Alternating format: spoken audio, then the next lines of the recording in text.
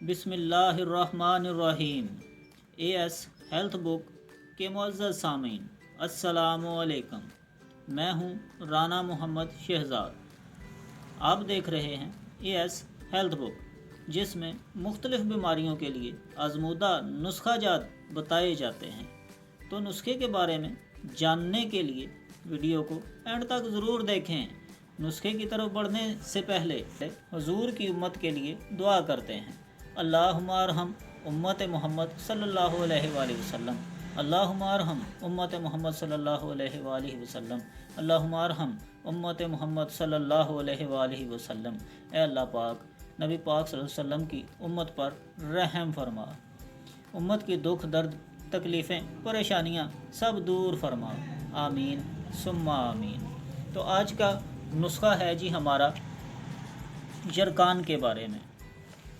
تو یرکان کے بارے میں بتاتا ہوں جی۔ ایک بوٹی ہے جی جو خود رو پیدا ہوتی ہے۔ اٹسٹ ایک خوبصورت بوٹی ہے۔ یہ جنگلوں، دریاؤں کے کنارے، میدانوں، ٹیلوں میں پائی جاتی ہے۔ کپاس کے کھیت، گنا، مونجی کھیتوں، ندی نالوں میں پائی جانے والی یہ خود رو بوٹی ہے۔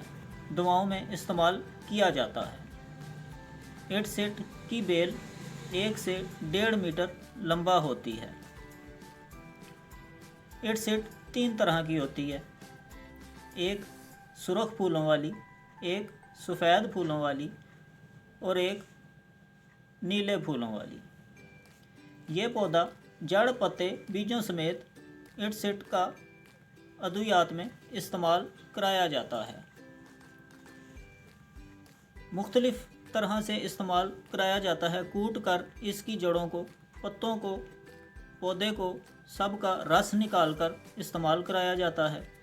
یہ مختلف بیماریوں میں اس کی بہت ساری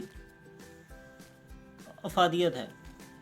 موتیا، نظر کی کمزوری میں استعمال کرایا جاتا ہے۔ یرکان کی صورت میں سرخ پھول والی اٹسٹ استعمال کرائی جاتی ہے۔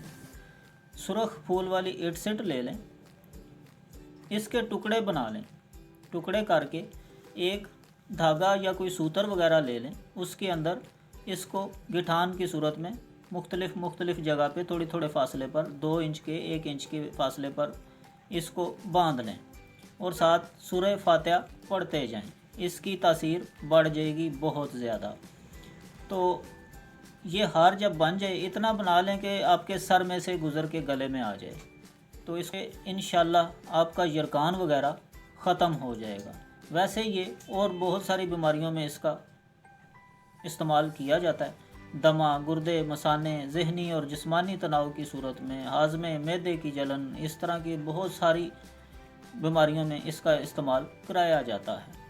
تو یرکان کے لیے ہم نے آج ویڈیو بنائی ہے، تو اس لیے میں صرف یرکان ہی کے بارے میں آپ کو آگاہی دے رہا ہوں۔ ہار کی صورت میں استعمال کریں، یرکان ختم ہو جائے تو مجھے دعاؤں میں یاد رکھیے گا۔ السلام علیکم۔